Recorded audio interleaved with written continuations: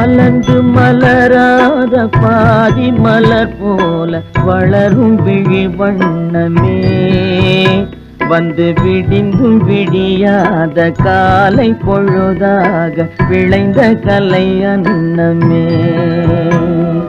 நதியில் விளையாடி பொடியின் தலை சீவி நடந்த இளந்தென்றலே, வளர் பொதிகை மலை தோன்றி மதுரை நகர் கண்டு பொலிந்த தமிழ் மன்றமே.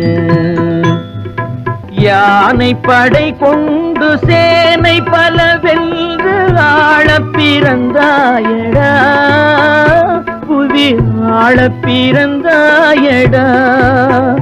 அத்தை மகளை மனம் கொண்டு இளமை வழி கண்டு வாழப் பிறந்தாயடா, வாழப் பிறந்த